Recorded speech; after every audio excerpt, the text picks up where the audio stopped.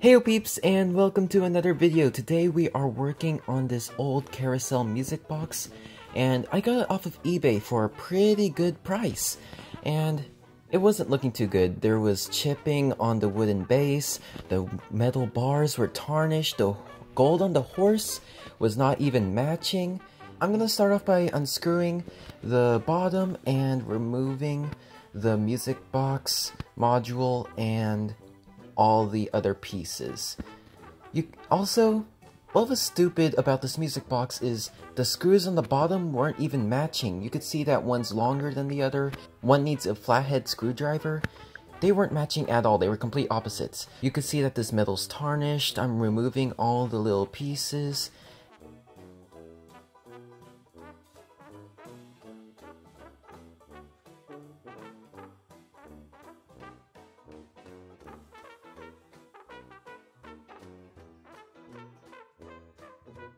And it is time to work on either the base or the horse. I'm going to start off with the horse for this project. So I grabbed some aluminum foil for this first test, so I don't have to waste as much clay. And I started molding it into the shape I want, cut off some clay, and I sculpted this for a real long time. It took hours, and I'm not the best at sculpting, and I finally got the shape that I wanted. For the first test, the aluminum foil did not work. I just went with plain clay. I just skipped the aluminum foil, and took a while to sculpt the horse, but I actually got it the way I wanted it to look. And I did some finishing touches, and it was time to bake.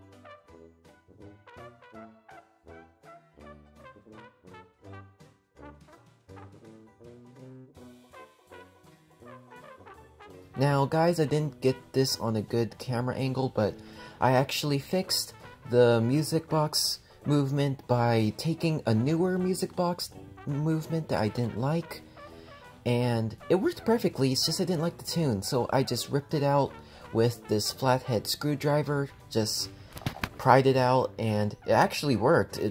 I took out the drum and the comb, and I did the same for the older music box and swapped the parts. So it's a mix of new and old. You can see in this older body of the music box, the governor was broken, the spring wasn't working too well, and you could see the newer parts from the other music box that I don't really need. I'm just gonna keep them for spare parts. Now it's time to add this to the Carousel music box.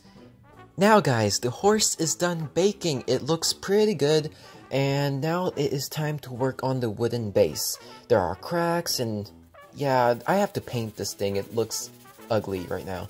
So to start off, I'm gonna go tape off that little metal coin because I wanted to keep that, and it has some pretty valuable information, so I'm just gonna tape that off so that when I sand, it doesn't scratch it or ruin it. So just tape it off with some masking tape, and sanding the wooden surface will let your paint stick on better and also gives it a smoother finish. So just sand it with 100 grit and 150 grit sandpaper. I also wiped off with a damp paper towel to get rid of all the dust, and finished sanding on the other surfaces, just folding the sandpaper to get into all the crevices, and again wiped it off, and it was time to paint. Now I wanted to go with a kind of like a muted blue or like a pale antique blue, and start off with some white so it gives it a nice clean look, and just literally just poured it onto the surface because that's how I do things. Whenever I have to cover a large surface, I just pour the paint right onto the surface and spread it across with a good paintbrush.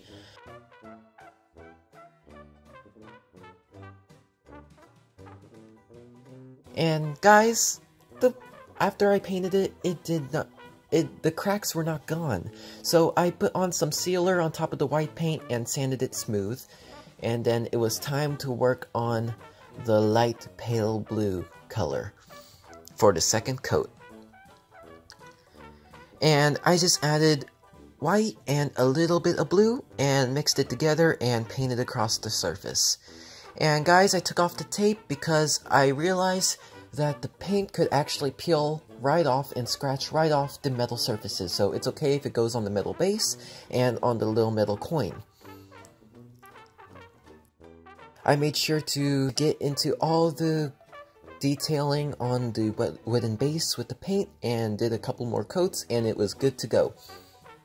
It was time to work on the metal pieces.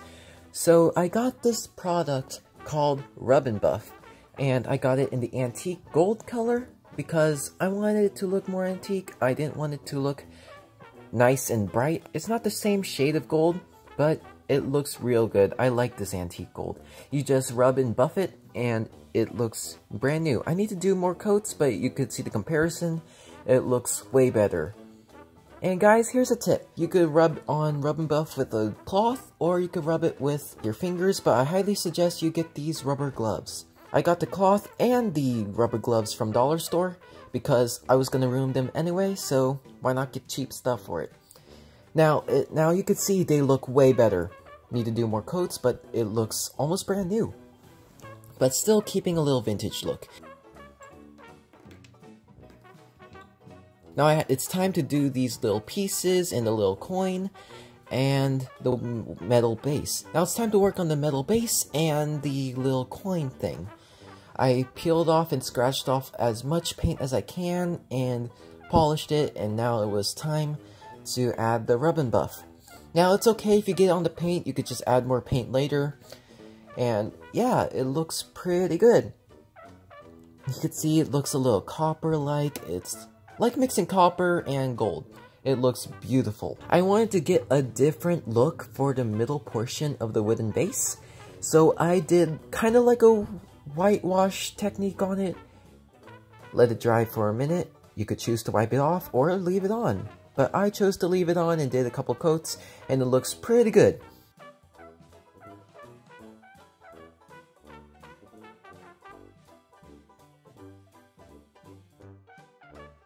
Now, time to test out the horse that I made. Now guys, I have a confession. It worked perfectly. The problem is, it didn't look good on it. It did not fit. It didn't look as good as I wanted it to. So I had to stick with the older horse. But it's okay. I wanted to keep as many of the original parts as I can. So I realized the antique gold was what the horse was originally.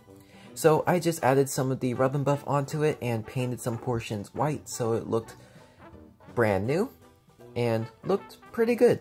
Whoever made this horse before detailed it with gold also, which is not the best choice because there's too much gold going on. And I wanted there to be more white, so I faded out some gold with some white paint to keep some shading in there. And to get rid of the gold, I put white paint on it and wiped it off. It gave it a faded look, and it looked way better. Now, I stenciled on some detailing, and painted on some detailing, and added some gems that I had laying around. I super glued it on, and added some glitter to some portions, because I wanted there to be different forms of shimmer on it, and added some epoxy glaze to it. It's a mix of hardener and epoxy resin. Mixed it together completely and used a cheap brush from the dollar store and glazed the entire horse. And I did a couple coats and did some more detailing, and a couple days later let it cure, and it was time to assemble. It looks amazing. It's nice and glossy. It feels brand new. It looks brand new, but still looks pretty old, which is what I was going for. I like vintage stuff, so I had to choose between the newer key or the older key. I stuck with the older key because I wanted the vintage look.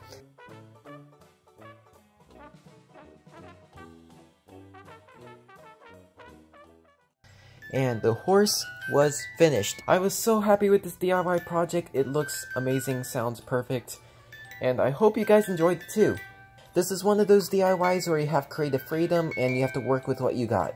Because not every carousel horse looks like this, so you guys have to do what you got to do to make it look good.